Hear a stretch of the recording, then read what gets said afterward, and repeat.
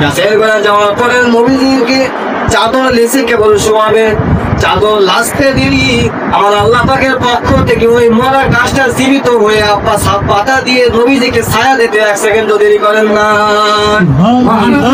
17 বছর যখন নবী 12 বছর বয়স, তখন থেকে নবী এত মজে আছে। যখন নবীর বয়স মাত্র 12 বছর, 12 বছর নবী যখন বয়স, তখন আবু তালেবের সাথে সিরিয়া ব্যবসার জন্য যাবে। যখন 12 বছর বয়স সিরিয়া ব্যবসার জন্য যাচ্ছে আবু তালেবের সাথে, জটকানের আগ মুহূর্ত সময় নবী ক্লান্ত হয়ে পড়ল, শরীর আর বল নেই। কি করলেন? চাচা আবু তালেবকে ডাকতে বলো, চাচা আমার শরীর ক্লান্ত হয়ে গেছে, আমাকে এক জায়গায় বিশ্রামের জন্য এক জায়গা নিয়ে এক জায়গায় শোয়া। চাচা ডাক দিয়ে বলে, মুহাম্মদ চালক ভাষাটা গায়ে দেখো মরুভূমি ভরা, কোথাও এমন কোন গাছ নেই গাছের গোড়ায় তোমাকে একটু বিশ্রামের জন্য ব্যবস্থা করে দেব। আমার নবী ডাক দিয়ে বলো, দূরে দেখা যায় একটা গাছ, ওই গাছের গোড়ায় আমাকে নিয়ে একটু শোয়ান। চাচা ডাক দিয়ে বলে, মুহাম্মদ ওই গাছ তো শুকায় গেছে, মরা গাছ, গাছে কোনো ডাল নাই, কোনো পাতাও নাই, ফুলি পোকা খেয়ে গেছে গাছটা, ওই গাছ আমাকে কিভাবে ছায়া দিবে? এবার নবী আমার ডাক দিয়ে বলো, চাচা আপনি ও নিয়ে চিন্তা করেন না, আপনি শুধু আমাকে ওই গাছের গোড়ায় নিয়ে একটু বিশ্রাম দিলেই হবে। এবার আবু তালেব মুহাম্মাদের কথা শুনে ওই গাছের গোড়ায় চলে গেল। গাছের গোড়ায় যাওয়ার পরে নবীজিকে চাদর লেসে কেবল শোয়াবে, চাদর লাস্টে দিলি আমার আল্লাহ পাকের পক্ষ থেকে ওই মরা গাছটা জীবিত হয়ে পাতা দিয়ে নবীজিকে ছায়া দিতে 1 সেকেন্ড দেরি করেন না। 17 বছর যখন নবী 12 বছর বয়স, তখন থেকে নবী এত মজে আছে। তখন আবু তালেব বলে, আমরা ভাবলে এটা কোনো সাধারণ কোনো বাচ্চা নয়, এটা আমার আল্লাহ এর পিছনে এমন কেউ আছে যে একে সহযোগিতা করতেছে। ছোটবেলা থেকে আবু তালেব তাকে বিশ্বাস করতো।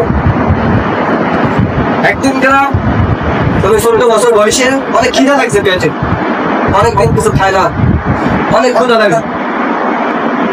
রাস্তা দিয়ে হাঁটতেছে, হাঁটতে হাঁটতে দেখে যে আবু লাহাব তার খেজুর বাগান থেকে 1 বস্তা খেজুর নিয়ে তার বাসায় যায়, 1 বস্তা খেজুর বাড়িছে। পাড়ার পরে নবী যে রাস্তা দিয়ে যাওয়ার পরে দেখতেছে তার চাচা আবু লাহাব খেজুর পাড়তেছে খেজুর বাগান থেকে। এখন মুহাম্মদ যে বলতেছে, চাচা আমাকে দুটো খেজুর দেবেন, আমার অনেক খিদা লাগছে। আবু লাহাব ডাকতে বলে, খেজুর দিনটি মানে একটা শর্ত আছে। কি শর্ত? এই খেজুরের বস্তাটা আমার বাসায় নিয়ে যেতে হবে। ছোট মানুষ কি করবে? আচ্ছা চাচা উঠাই দেন, আমি নিয়ে যাচ্ছি। খেজুরের বস্তা মাথায় উঠাই দিয়েছে। বাসায় নিয়ে যাওয়ার পরে এখন নবী বলতেছে, চাচা এবার আমার খেজুর দুটো দিন, অনেক খিদা লাগছে। আবু লাহাব বস্তা থেকে বের করে একটা খেজুর দিয়েছে।